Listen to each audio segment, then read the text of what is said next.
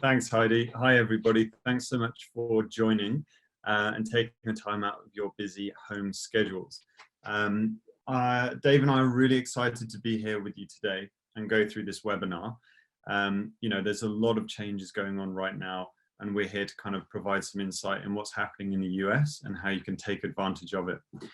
Dave, if you want to go to the next slide, and I'll hand over to you. Cool. Yeah. Hi, everyone. Great to be here. We just wanted to start with a very, very brief overview of who we are and what we do. So PGC as a business is what's called an employer of record. And what that means is we employ workers on behalf of our clients. We operate in every state of the US, every province in Canada. And we've actually been in business for 20 years as of this year. Obviously the solution has changed a bit during that time. We've kind of evolved into different markets and different product offerings. And we, for the last 4 or 5 years, have been building our own tech, which is called Precision, and we've been building it in-house, and it kind of underpins everything we do at this point. We're headquartered in New York. That's where most of our team are. And then we also have an office in London, which is where Jeremy and I hail from. And what we essentially do, so that's who we are. What we essentially do is, as a business, we give recruiters access to the US contract market.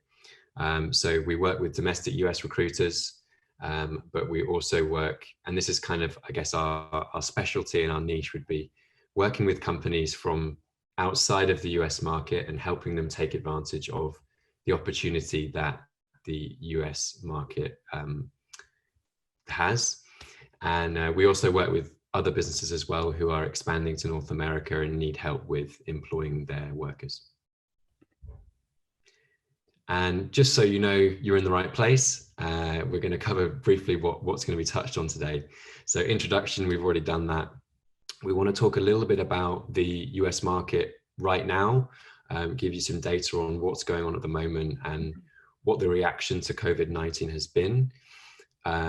And then we'll take a bit of a step back from that and talk a bit more generally about why the US market, what's the opportunity in the US market, what is the landscape, what does it look like for recruiters there. We'll also go through some basics of recruiting in the US market and some of the differences with the UK. And then we also want to talk through a bit of an overview and a roadmap of how you might go about expanding your business to the US. And we want to have plenty of time for Q&A. We should say as well, if you have questions throughout the presentation, we want to keep this interactive. So please do shout. There's the Q&A section in the bar. Great. So I'm just going to run through a couple of market updates that we've seen, as well as the response from the US government to the COVID-19 crisis, specifically in the US. So I think the first thing to mention is that from what we've seen and what we've heard, both from people in the US and in the UK, the US staffing market and perhaps the US economy has not been as badly hit as the UK economy, especially in relation to recruitment. We've seen or heard from people, things have slowed down a lot more in the UK, but what we've seen in the US is people are still doing deals. Yes, there are terminations and layoffs and pay decreases and hour decreases, but people have been able to pivot and take advantage. So there's still lots of opportunity in the US. Now, as at the end of April, the unemployment figure was about 30 million American citizens unemployed. Part of that is the fact that that is almost by design, because the US government's response is obviously the economy is at a complete standstill. All of these people work for companies who really have no work to be doing. And so the way that they're giving money to the individuals is through unemployment benefits. And obviously to do that, they have to seek unemployment benefits. So the number is obviously inflated. We hope that when the economy starts back up again, that will quickly reduce. So what else have we seen? The sectors that are most hit are things like, well, anything with human interaction. So entertainment, hospitality, service sector has been really badly hit, and events as well.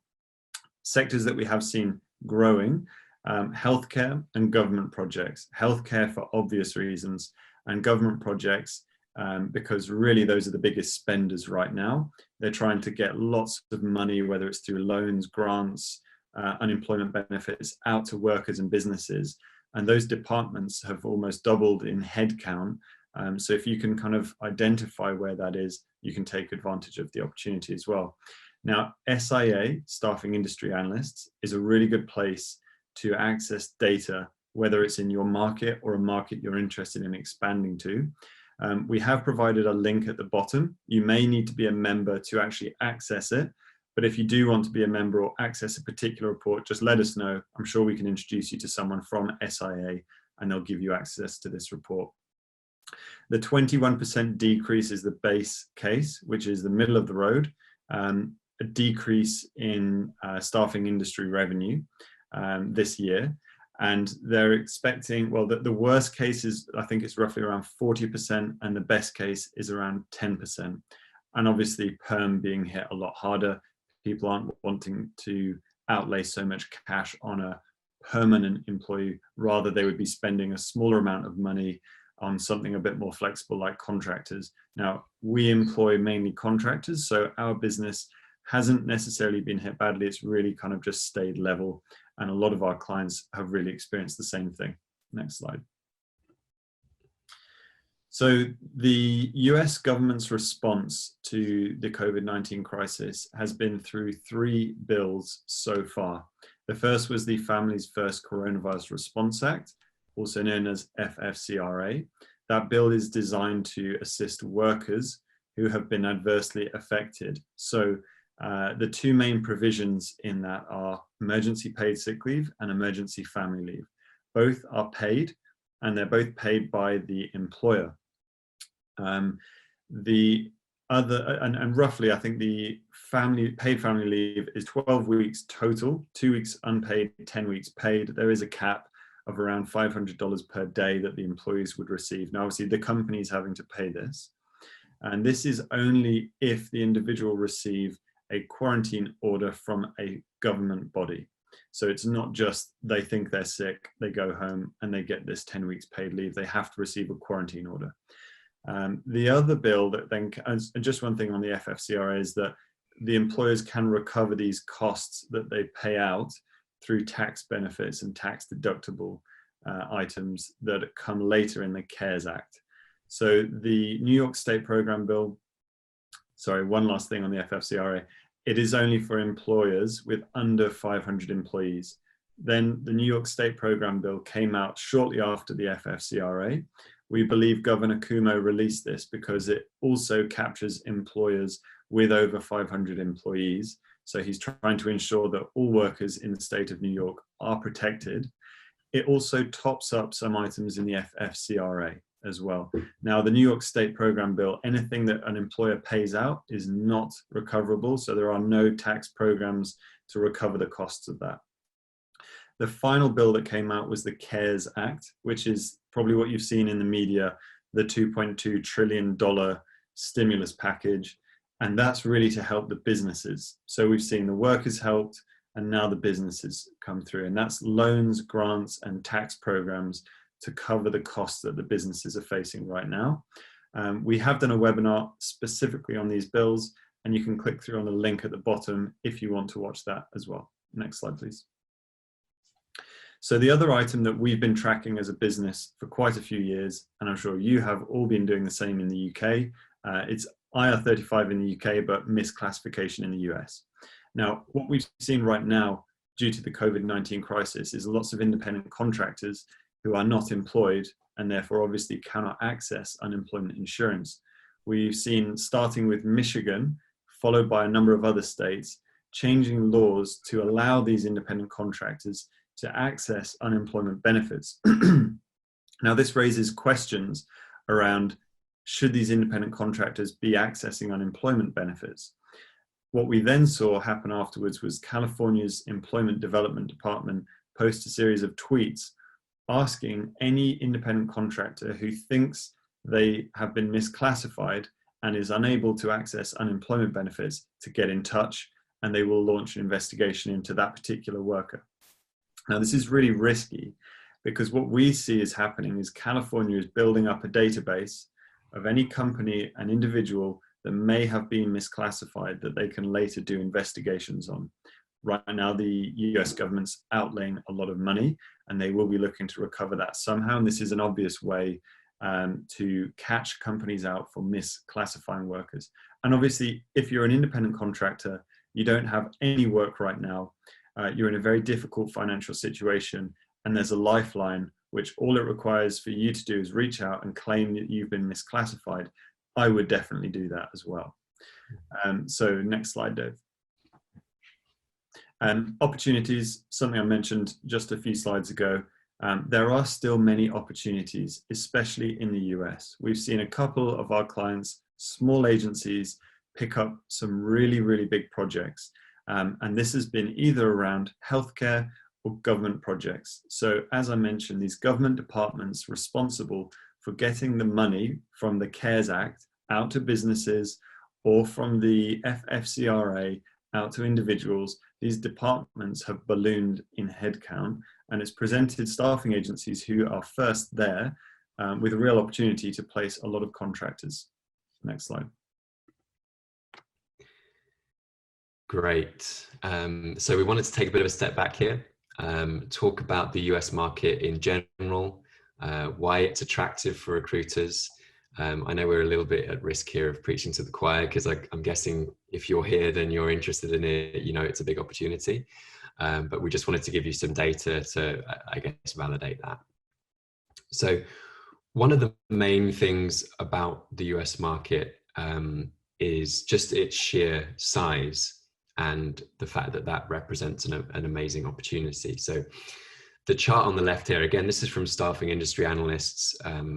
You know, we recommend them for staffing data globally, but they have loads of great US data, which we're constantly stealing for our presentations and webinars.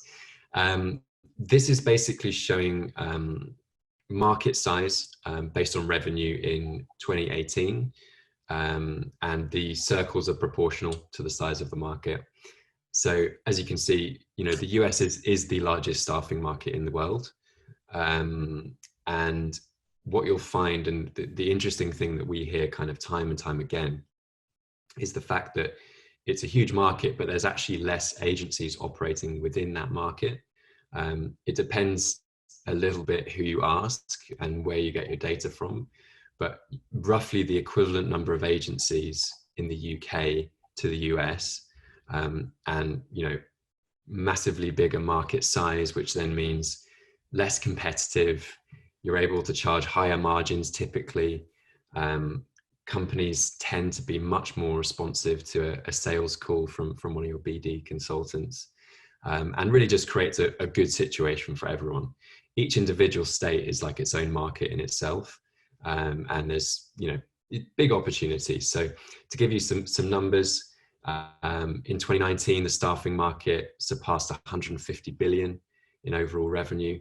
A big proportion of that was from temporary or contract staffing, around about 130 billion. And if you look at the IT sector specifically, the temporary IT sector, so contract IT, the Americas, so that's North, that actually is including South America as well. But that was 41% of the global temporary IT staffing market. So massive, a lot of opportunity. So big opportunity. There is complexity. So there is things you need to get your head around. This is a theme that will come up a few times today. And, you know, particularly if you've looked at doing business in the US already, it is something that will come up, and that's just the landscape of America. And this goes for sort of, I guess, on a cultural level, but also from a legal compliance tax level as well. You'll have federal legislation which governs how the whole of the US needs to operate. Each individual state can then exceed that federal legislation. So the federal legislation is like the baseline. States need to, at minimum, meet that baseline, and then they can exceed that if they choose to do so.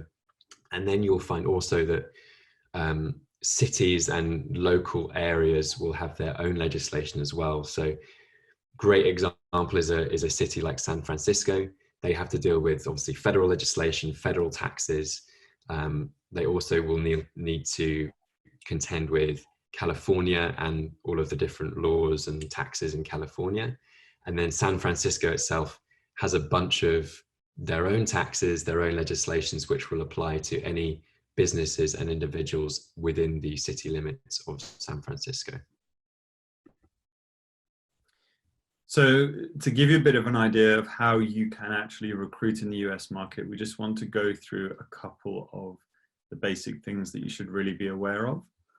So Dave, if you go to the next slide, I'm just going to talk to you about the worker types.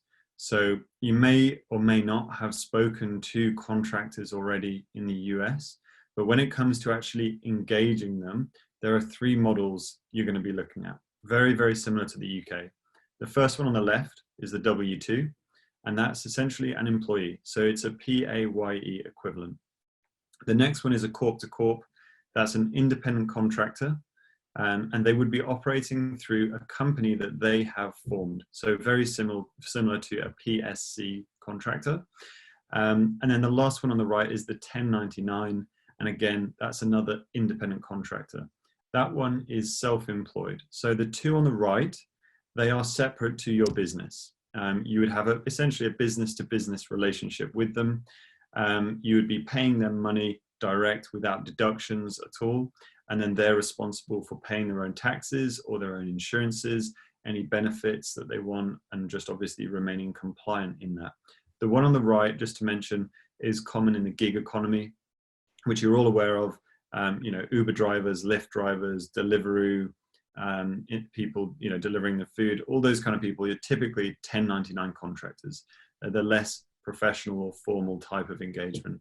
A lot of people in the US will want to be corp to corps. Sorry, there's just a question come through. It looks relevant. Are W-2 employees on the client's payroll? Very good question. I'll go through that now. So the corp to corp contractor, that's someone engaged through their own company. You're paying them money. They're responsible for sorting their own taxes, insurances, benefits, everything else. If you're engaging someone that isn't a W-2, it's really going to be a corp to corp, not a 1099. However, moving on to the W-2, this is actually very prevalent in the US.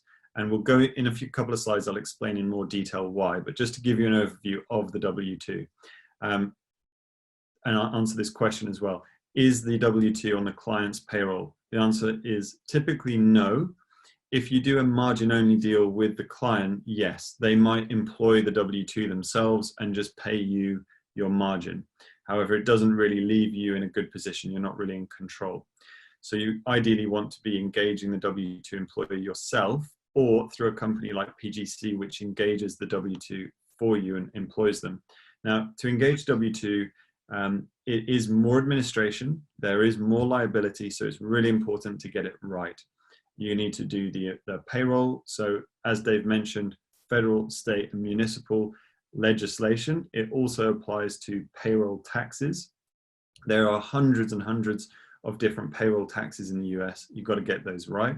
You've got to give your workers benefits, healthcare. It needs to be a compliant plan. You need to give a 401k plan. You need to be ensuring that you give paid sick leave and overtime. All of these different things factor in for the W-2 employee. Dave, next slide. And to give you a bit of an idea, a couple of the differences between the UK and the US markets. So the default is that everyone in the US is at will. Now, in the US, you don't actually need to have an employment contract with a worker, because by default they are at will, and that's already predefined somewhere else what that relationship looks like. Now, with all of our workers, we have an employment agreement because we think it's best practice to define the relationship between you and that worker so that the worker signs on something agreeing to that as well. We also have a work schedule, and that employment agreement really just covers US employment law specific to the state or city the worker is in. And then we also have the at will is also based on termination. So that at-will employment basically means you can, with or without cause, terminate an employee at any point as long as it's remained at-will employment. If you give someone a notice period or require they give you a notice period, then it's no longer at-will employment. The federal, state, and municipal landscape, so that's something Dave went into a few minutes ago, where he was talking about the federal, state, and municipal legislation. So an example of that would be overtime. There is a rule, a federal law for overtime, which means every state, anyone, anywhere in the US must abide by that federal law. You then have the state laws, which are specific to that state. Now, they can either meet or exceed the federal requirement. They cannot be below, but they can also have their own laws where there is no federal law. And the same rules apply to the municipal landscape that I just mentioned about the state. They can create their own laws. So an example would be New York City has its own individual laws outside of New York State and outside of the federal system. The next one is a really important point to make and for you to understand. The US is a really litigious place, especially in employment law. So it obviously pays to get it right the first time. What we mean by that is, let's just give you an example, something that has come up in the past, not with us, but is quite common. Let's say you engage a couple of contractors, a couple of them are female, a couple of them are male. The male happens to get paid more than the female, and the female finds out. Now, it may have been pure coincidence, an accident, or on purpose because the experience level is different. However, if the individual, the female, feels discriminated against because they're female, they can make a claim for pay equity. Now, the employer at this moment has two choices. They either settle outside of court, which would be for an agreed amount between the two parties, and once they settle, there's a release agreement which releases either party from any liability. Or they go to court and defend themselves. Now, going to court and defending yourself will cost you a fortune, but settling outside of court will cost you a lot less. Now, the employment lawyers know this very well, and so they're really going for a quick settlement outside of court, and taking their fee essentially on what's settled. So it's best just to avoid ever getting into that situation. The next point just to make is the employed model, the W-2, is actually more common in the US than corp to corp. It's partly due to the increased risk of engaging independent contractors for misclassification, but also because the individuals actually want to be engaged as a W-2. They want to access benefits, because in the US, you don't have a public healthcare system. You have a private system. Now, they typically need assistance from the company they're working with to cover the cost of that plan. The last 2 points are really that in the US, you're typically taking on more risk and more responsibility when you engage someone as a contractor than you would do in the UK. So again, really important to get that right. And I guess something I should have said at the beginning of this slide is the US is a different country. We speak the same language, yes, but it is a different country and it has different laws. So people that go into the US with that frame of mind where they look to learn how that country operates, those are the ones that do the best. The people that go into the US expecting it to operate the same as the UK or frustrated that it doesn't operate the same as the UK typically don't do very well, and they end up tripping over things, different items that they haven't really taken the time to learn about. Just now, a couple of questions coming up here, Jeremy. So one from Martin Pickett, who said, would you say that W-2 is typically transactional to mid and corp to corp more senior hires like the UK? Yeah, really good question. That's what you probably would assume, but actually not really. We've seen W-2 contractors getting paid $250 an hour, some even like towards $300 an hour, and that's common. And at the end of the day, the tax differences that you receive engaged as a corp to corp versus a W-2 are only really through creative methods, business expenses that you're putting through the business and decreasing your tax, the tax that you owe. At the end of the day, the exact same amount of tax is paid by the W-2 as the corp to corp. It's just that the W-2's employer pays a portion of that. So the client's budget essentially gets split the exact same way. and the government gets the same taxes.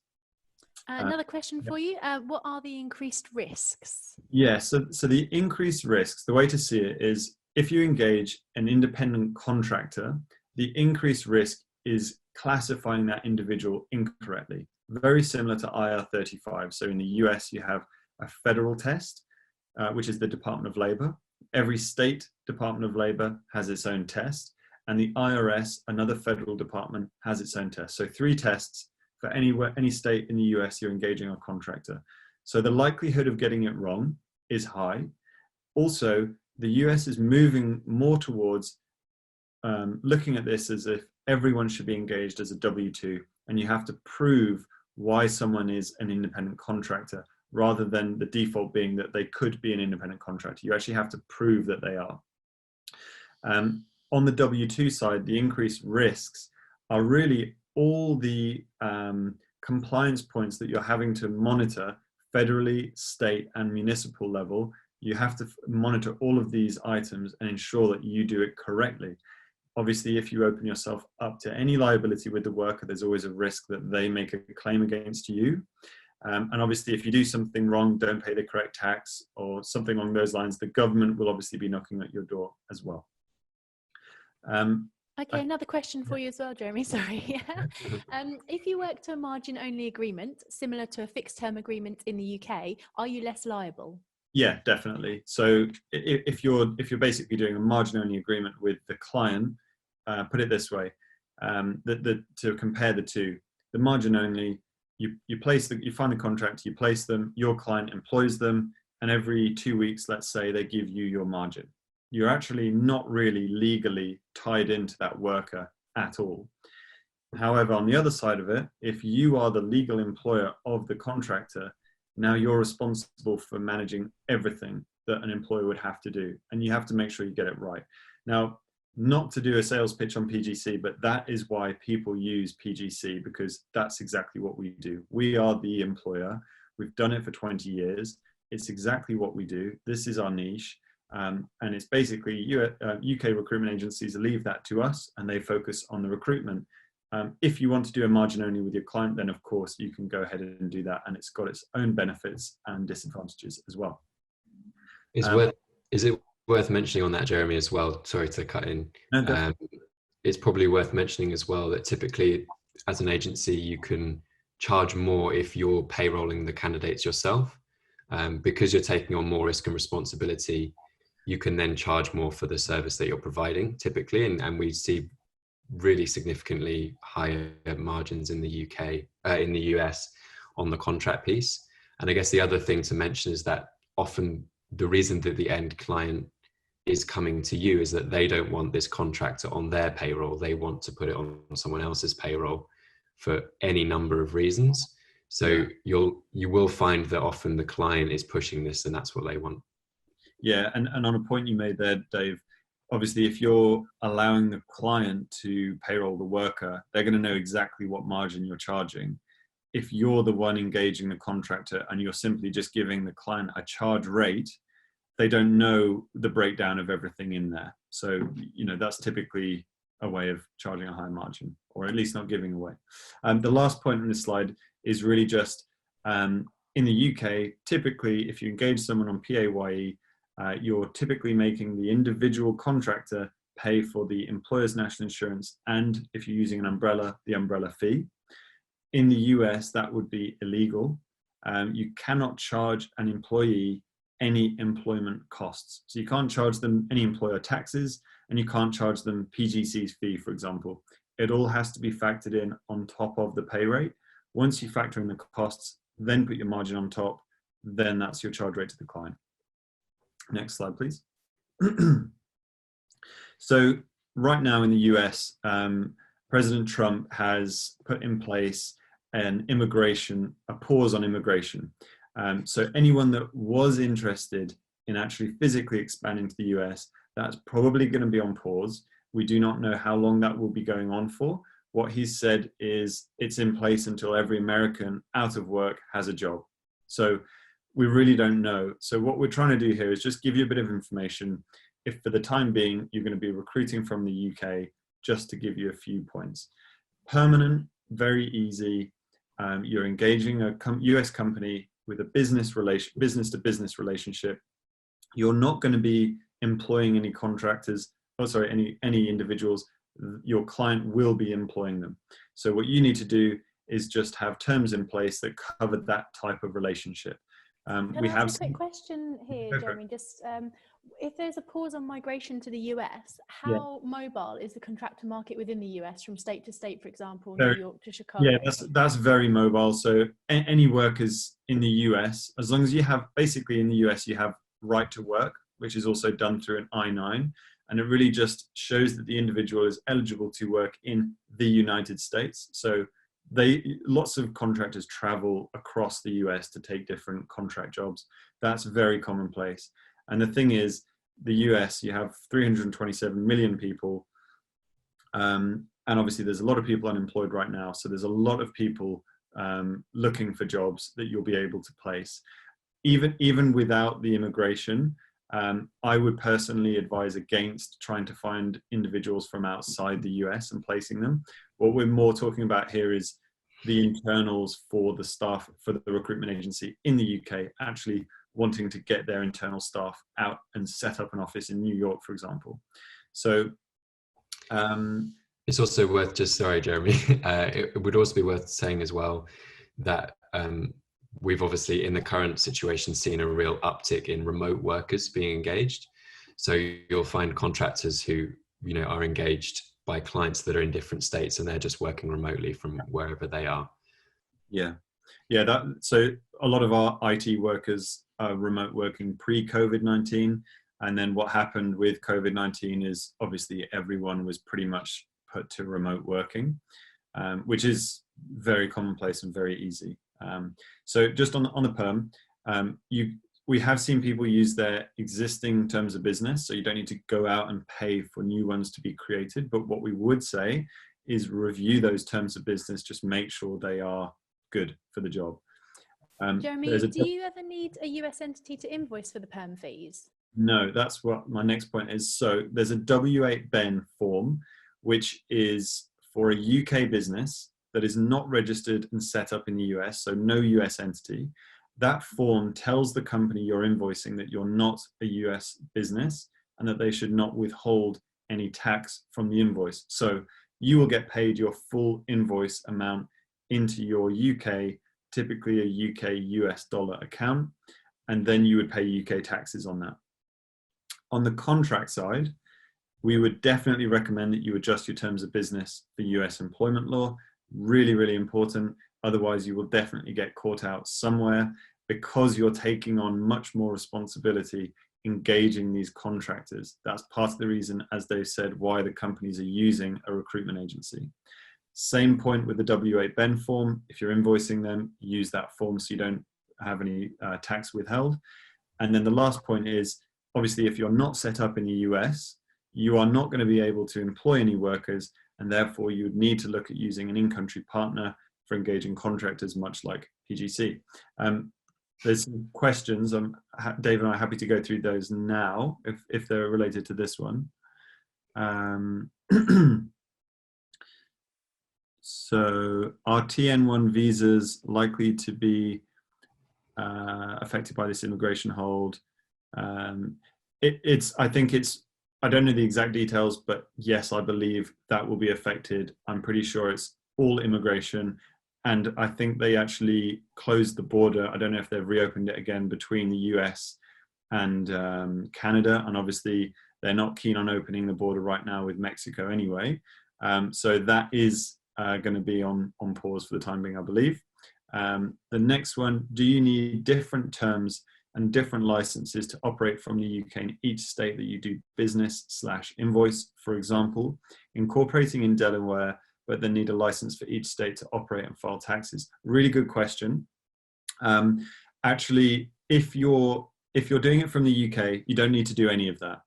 If you're setting up in the US, you will need to incorporate your company, and then you will also need to register your business where you're actually going to be doing business. So most people are not going to be registering their business in Delaware because it means you're going to be physically based in Delaware. the reason most people talk about Delaware is because their courts, their business courts, are the oldest ones in the US. So the laws are very easy to understand. It's good for investors to understand how things will play out in the future, rather than other newer business courts where the laws are a bit more unpredictable. If you employ individuals in any state, you will have to register in that state, and you will have to file taxes in that state as well.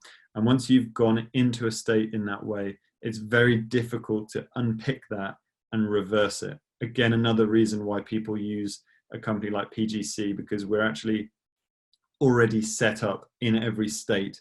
Therefore, you don't need to change your business at all. And then the last question, what legal and operational support do you need to have in place as an agency to be able to support running a contractor? We'll actually go through that in the slides, Dave, in a couple of minutes, but we'll leave that question as it is right now because we can come back to it later as well. So I'm just going to close that. And just another question that's come up in the chat, Jeremy. So that's how essential is the WBEN form? We've placed a few perm people in the US, but have only been asked to complete this form once. Yeah, so I believe you would typically do it for a client. So let's just say you're working with Barclays Bank in New York. First time you work with them, they ask for your WA-BEN form, you send that over. My understanding is that you don't need to send that to them again. But if you work with a new client, they obviously don't know that you sent this WA-BEN form previously, so you're going to send it again to them. And then I believe they now know that you are not a US registered business, so any invoices coming from you, they just pay full.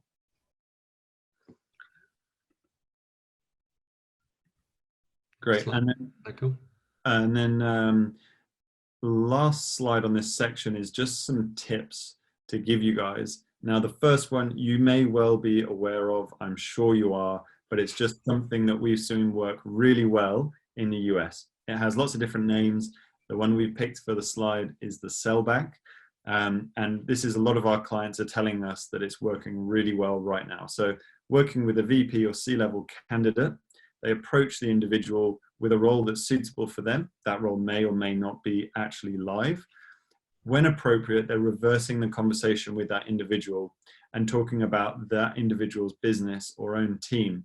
And because they've already kind of warmed this person up, typically the individual is giving out lots of information about their issues and problems, and the agency can really just build a solution to solve that problem. Typical sales stuff, really. The next point is a tool called Lusher. It's really good for the US market for finding out contact information, high quality and complete profiles for target leads and accounts. Really good for business development. I think pretty much every agency in the US will have that, and it's really good to get basically, run a quick search, find the contact details of every lead that you want to go and contact, including cell phones. The last point is getting a cloud number. So if you're in the UK, operating from the UK, selling into the US, we definitely recommend getting a cloud number. It gives the impression to your client that you are in their state or even in their city, and that it gives them the feel that you're local and that you understand their needs, their local needs. We've also seen people who are perhaps set up in one state, but doing business in another state, and they'll put the cloud number for the state they're actually doing business in. And again, for the exact same reasons. Next slide, please. Great. So what we also wanted to touch on during the webinar was a bit of a guide, kind of roadmap to expanding your business to the US market. Obviously, that's post lockdown stuff when everything starts to reopen. So obviously this, all businesses are different and have different strategies and different plans. So this isn't us saying this is a one size fits all, but it's based on the experience we have working with agencies for the last kind of 10 to 15 years, seeing how they've expanded their businesses to the US and what methods have been really successful and some of the general steps that they tend to take. So hopefully this is useful and you get some value out of it. Obviously we don't have a bunch of time, so it's a little bit of a whistle stop tour. I'm very happy to take further conversations offline as well. So hopefully you don't see this as us trying to teach you how to suck eggs. Obviously, choosing a niche is a really important part of the business expansion. We've really seen this amplified in the US market. I think there's a general consensus these days that being a niche recruiter is what you want to be. And that goes for the UK model, the UK market. With the size of the US market, that is absolutely amplified. So what we've seen being really ineffective is people going in, trying to be a generalist and kind of picking up roles in lots of different locations, lots of different verticals, and never sort of getting much sort of penetration into a particular market. So we really would recommend, and what we've seen work really well is to be super niche, or niche, as they say in the US. And that can look a few different ways. Either you've got a really specific niche vertical that you're recruiting across the whole of the US. So perhaps it's a particular software consultant, or, particular sub vertical within a sort of larger vertical. Or the other thing that we've seen being really effective as well is having a niche location. So focusing on one location, for example, Austin in Texas, if you're a tech recruiter, and really building a community around your industry, putting on events, providing loads of value to your clients. And we've seen clients do that, and then they've basically transplanted that idea and put it into a new location. That's been super effective. So we'd really recommend doing as much research as you can, in terms of the markets you're looking to operate in, locations you're looking to operate in. Where are the opportunities? What are the predictions for the future of the markets that you're looking to operate in? Is there enough competition that proves that there's an actual market and an actual opportunity? And then finally, again, if you're looking to recruit in lots of different niches, something which we've seen be really, really effective is to have sub-brands for each of the different niches that you're operating in, that can then speak directly to that audience. Again, I think that's pretty classic stuff. A lot of recruiters do that all over the world. So we're going to touch briefly on the legal bit. We don't really provide legal advice, but this is just based on what we've seen working, what most of our clients tend to do. Jeremy has spoken quite a bit on terms of business already. So we do actually know of recruiters who just use their standard terms of business and operate in the US using those for permanent recruitment. Naturally, the reason for that is that your end client, so the client is taking on all of the risk and responsibility for employing the worker. So you don't need to cover yourself for so much. You're making the introduction, and then they're doing the kind of risky bit. Contract, we really do recommend having US specific terms of business. And this is kind of in line with one of the questions earlier, is that all of the different states have different bits of legislation. There's loads of stuff in the US generally that you'll want to cover in these terms of business.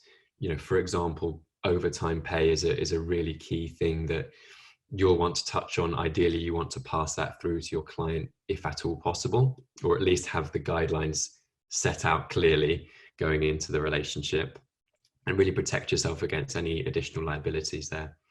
So as we've talked about, immigration at the moment is on a bit of a pause. So what we're saying here is this is a more of a general general commentary on how things were before. We don't know whether they're necessarily going to be the same when everything opens up, but this is what people have been doing over the years. Internal workers typically go on what's called an E2 visa. So that's a investment visa. It's essentially tied to your business.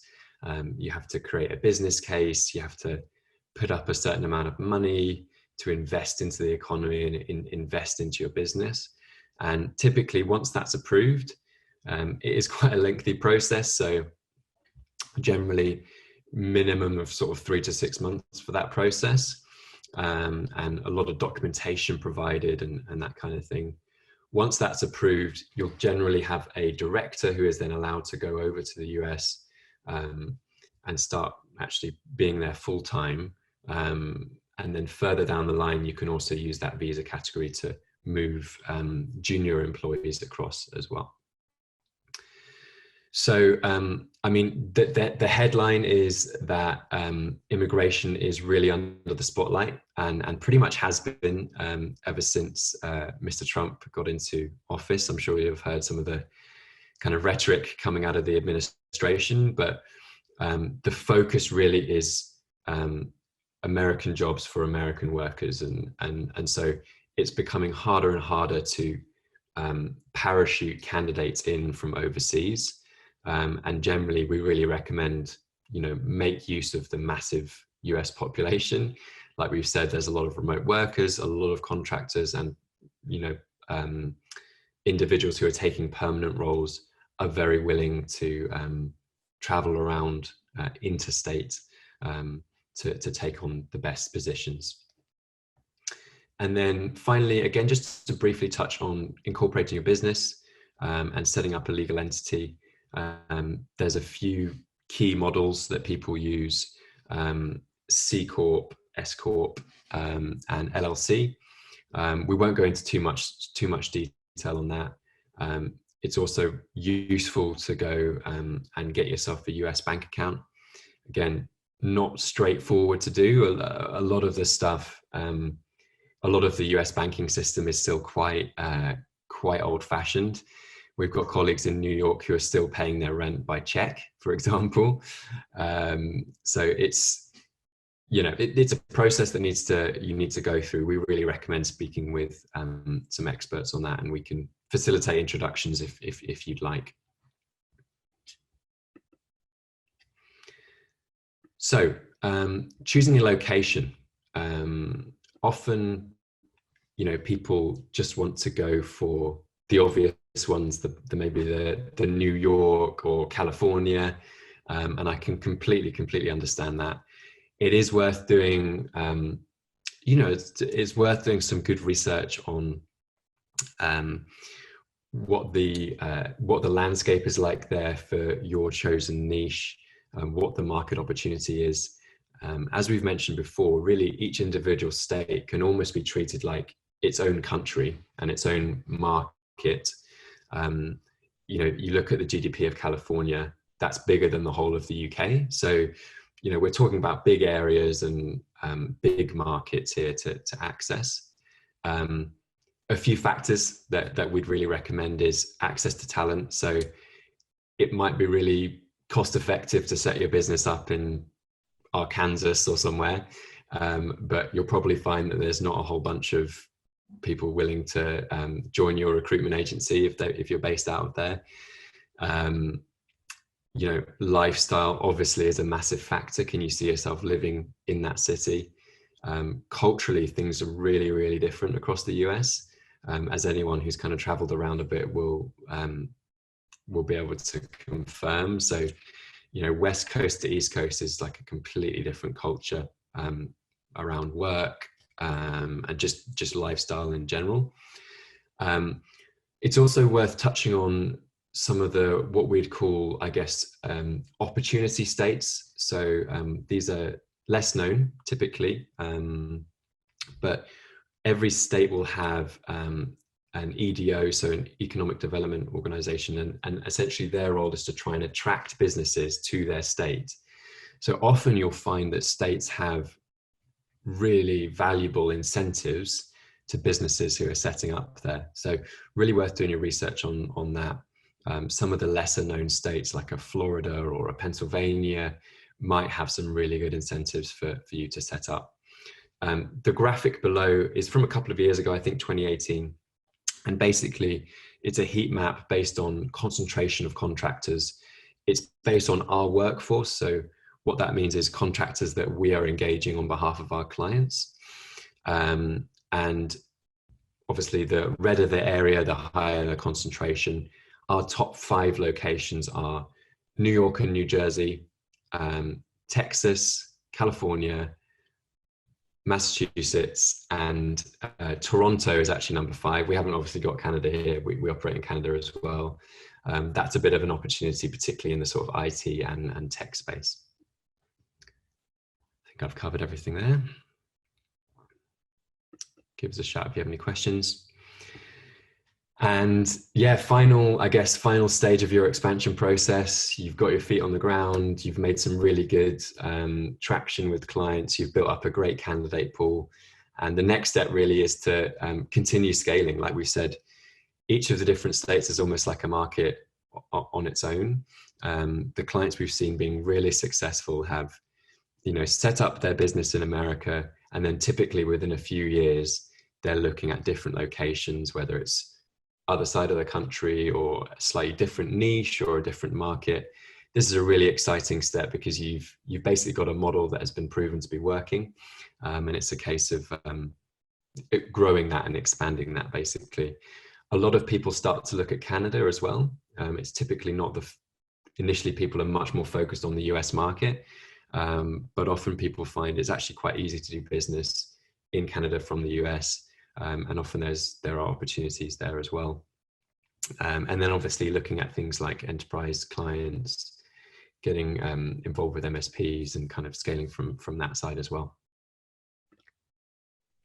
So that concludes what we wanted to touch on. Obviously, it has been a bit of a whistle-stop tour. Hopefully, it's been useful, and I really, really hope you've got some great value out of it. Please do reach out to us directly afterwards if you want to have conversations offline. Or if you want to speak in more detail, we're really, really happy to help whenever we can, even if you don't end up being a client of ours. And was there some questions, Heidi? Yeah, I just want to say, well, thank you ever so much for a start, because that was absolutely brilliant and really informative and helpful presentation. But yes, we do also have a couple of questions. So I wanted to just give those to you now. So the first one is from Samia, who says, I want to say no immigration policy. In Europe, there's a plethora of taxation rules. How different are tax laws state to state? Good question, Samia. I mean, the first answer is that the US tax system is notoriously really complex. So that's the first thing I would say. They do definitely vary state by state. I don't know have you got anything to add on that, Jeremy? Yeah, so minefield. Yeah, so basically you have federal taxes, which are obviously the same in every single state. And that's on the employer and the employee side, just like you would have in the UK, employer taxes and employee. And then you have state taxes. So some states, let's say Texas as an example, has no income tax on the employee side. So obviously a benefit for employees based in Texas. And in other states, there are tax benefits on the employer side. So certain state taxes the employers don't pay. You also have things like state unemployment and federal unemployment. So federal unemployment is just a set amount all employers pay into a pot of money for unemployment benefits to workers when they don't have a job. And then the state unemployment tax is measured by employer, by that particular state. How many workers do they have? How many people have gone on to seek unemployment benefits? And therefore, how much money should that company be putting into that pot? That's how they collect the state unemployment. So every year, state unemployment taxes are changing, as well as the other taxes are changing as well. And then there's loads of different little taxes that you pay in certain cities or certain states, or depending on who your employee is. And if your employee lives in one state but works in another state, certain states have certain relationships with one another that dictate how taxes must be split. So it does get quite complex. Most people will use some kind of payroll software to kind of automate a lot of that. So yeah, it is quite complex. Okay, and were you happy that the question that you were going to touch on earlier from Will has been covered? Yeah, we can touch on a few more points. So what legal and operational support do you need to have in place as an agency to be able to support running a contractor?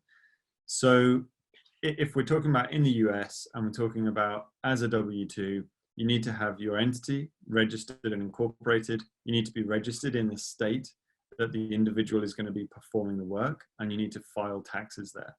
You also need to be able to probably have some payroll software which is sorting the employer taxes and employee taxes. You need to have a timesheet system which tracks hourly rates.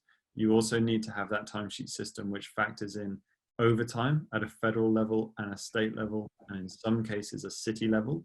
They have different rules.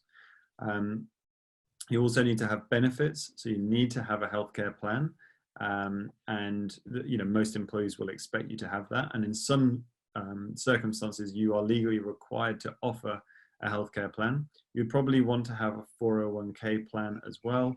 You need to have your employment agreements, your work schedules set up, ready for the worker. And then there's a whole load of other agreements that you will need according to the state. So some states require you to complete certain documents with your employees. I don't know all those off by heart, thank God. My team do in the US, and they're the ones that sort that out. But there are lots of bits that you have to do. So you get the main kind of foundations set up, but then there's all of these little agreements that you need to make sure you've got signed, or workers have agreed to something. You need to make sure the worker has the right to work in the US, and that's specific ways that you do that check. So it gets quite detail oriented after the other bits, which are the main parts to actually be able to engage the individual. Yeah, and I guess from a headcount perspective as well, it does take quite a lot of, you do need quite a bit of capacity. We're talking about W-2, so the employed model where you're taking on this responsibility. Typically, it does take quite a bit of internal, operational support and legal support in order to do that. I mean, if you look at us as an example, so this is what we do all day, every day for other businesses. We've got about in and around 20 internal people in New York.